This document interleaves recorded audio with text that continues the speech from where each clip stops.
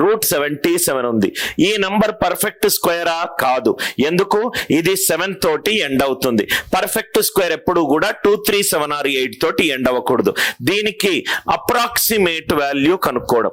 ఎప్పుడూ కూడా non perfect square, non perfect cube ఇవన్నీ కూడా మనకు ఎగ్జాక్ట్ వాల్యూని ఇవ్వదు, అప్రాక్సిమేట్ వాల్యూని ఇస్తుంది. ఆర్ మోస్ట్ నియరెస్ట్ వాల్యూని కనుక్కుంటాం.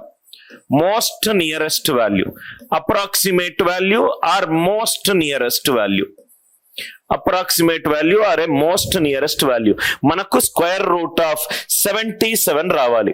స్టెప్ నంబర్ 1, 77 ఏ రెండు స్క్వేర్ రూట్ల మధ్యలో ఉంది? 8 స్క్వేర్ ఈజ్ 64, 9 స్క్వేర్ ఈజ్ 81. ఇది రెండు స్క్వేర్ రూట్ మధ్యలో ఉంది. √64, √81.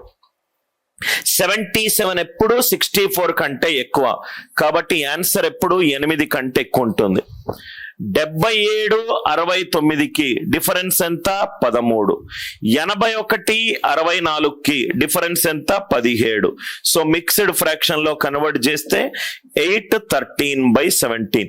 ఇది అప్రాక్సిమేట్ సింబల్. ఈ కాన్సెప్ట్ ప్రపోజ్ చేసింది ట్రాక్టన్బర్గ్. ఈ కాన్సెప్ట్ ని ప్రపోజ్ చేసింది ట్రాక్టన్బర్గ్. మళ్ళీ రిపీట్ చేస్తున్నాను. √77 కనుక్కోవాలి. 77 అనేది 64, 81 మధ్యలో ఉంది.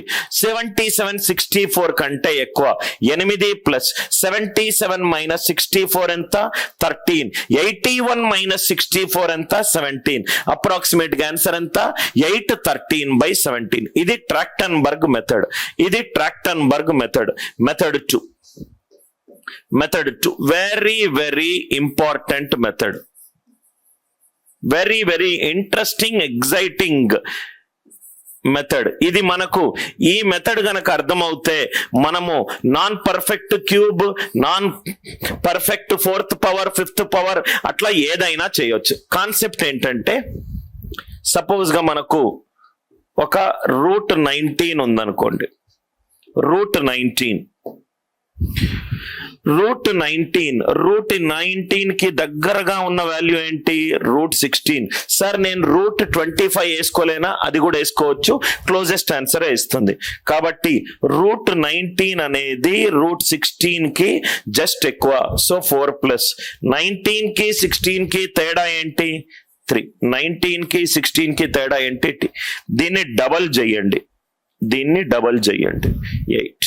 సో ఇది ఆన్సర్ ఏమవుతుందంటే 3/8 ఏమవుతుంది? 4.375.